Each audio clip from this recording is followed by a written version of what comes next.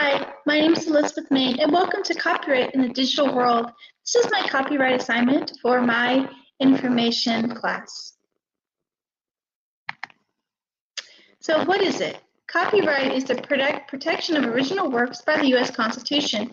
It covers music, poems, stories, books, movies, and computer software that are published and unpublished. It does not cover ideas, but does cover the products that emerge from those ideas. Copyright law allows creators, i.e. owners of the products, the ability to reproduce, sell, and market the products. Owners of the copyright may also license other companies and/or distributors to sell their images, music, art, or writing. An example of licensing a distributor is when bands sell their images to t-shirt companies to publicize their brand. People cannot copyright common sayings or idioms. However, people can trademark company names, logos, and jingles. For example, like a good neighbor, State Farm is there, which differs from copyrighting a specific concrete medium.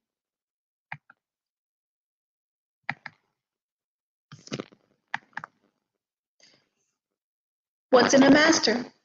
Motown Records in Detroit, Michigan hired many famous musicians to write and perform songs, including Marvin Gaye, The Supremes, The Temptations, and even the Jackson 5.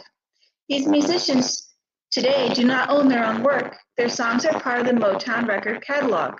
This means that the record company can license a commercial company, movie, politician, etc. to use the music for their purposes by paying a monetary fee. Taylor Swift likewise is fighting her old record labels, Big Machine Records by Scott Borchetta and Ithaca Holdings by Scooter Braun, for access to her earlier music. However, because both Motown and Big Machine Records contracted with musicians as work made to hire, the songs created belong to the record label and not the individual musicians. How long does copyright last? A work is copyrighted for the author's lifetime, whether it is published or unpublished, plus 70 years. If it is a work for hire piece, the copyright is 95 years from publication or 120 years from its creation date.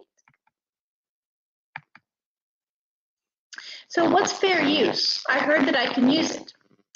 Fair use allows students and teachers to use a specific amount of copyrighted material in the course of teaching and learning. And this amount is actually 30 seconds or 10% of a song, movie, or TV clip. The use of the work created by authors, songwriters, artists, software developers are not to be used for entertainment purposes due to the commercial nature of the presentation. This includes showing movies, playing music for school dances or other extracurricular activities. The school district or school would need to purchase a license through Movie Licensing USA to show Netflix or Disney movies, for example. So when requesting the use of material, be very specific. Use specific titles, authors, page numbers, and/or publishing dates and editions. Changing the format of the text from print to digital or recording a book or text auditorily does not remove the original copyright.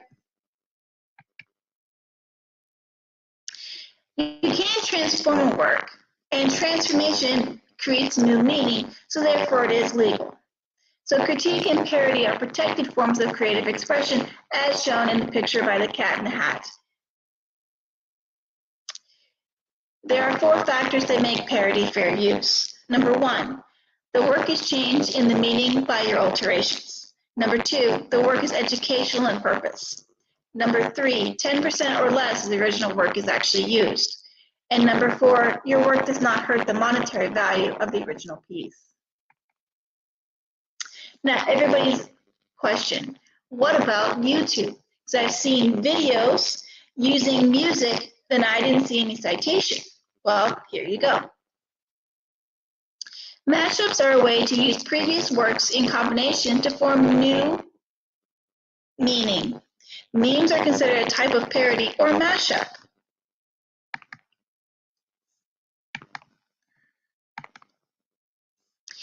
Now, you got to be careful on YouTube because personal non-commercial use is less restrictive than digital commercial use. However, the addition of ads and commercialization of influencers has changed the function of video sharing sites.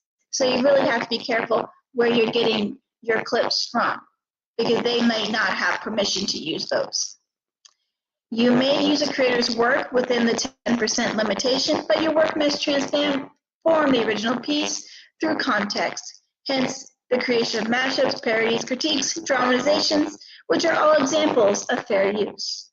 You can collect digital copyrighted material if you transform the content by creating a digital collage of a time period, current event, or a set of your own memories within the context of the event. You notice in the pictures that using stock images are harder to prove fair use because the photographer actually set those actors in particular places to create meaning. And you're not really changing the meaning or the look of the work by just putting, different messages like $30 pad thai delivered to my door, I'm happy. Me and the groceries I bought yesterday. Yes, is it funny? Do I understand the meaning? But is it truly transformative? The answer would be no. Now, if you look towards the bottom of the slide, you notice you have two basketball players. And this is actually a factual photograph, which are more acceptable because the photographer didn't actually place those people and objects in a particular order to create meaning. It was just taken and put in a newspaper or online media.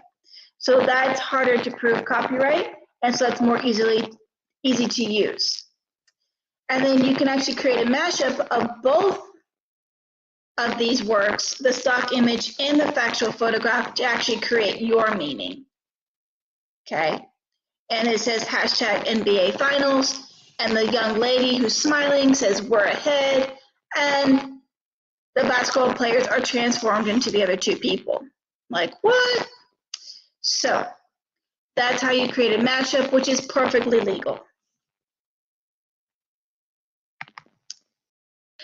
So what can I include? Like quoting a source in a social studies paper, you may include quotes, images, and music that assist in proving your argument. And at the end of your digital work, you must cite your sources in the correct MLA citation format. To stimulate discussion, you may post an image or a clip from a digital source.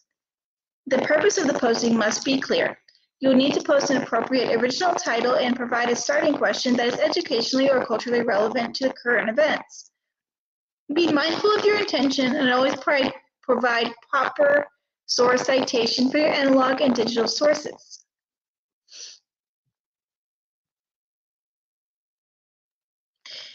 Thank you for listening to my presentation on copyright in the digital world. These are my sources. Thank you. Have a great day.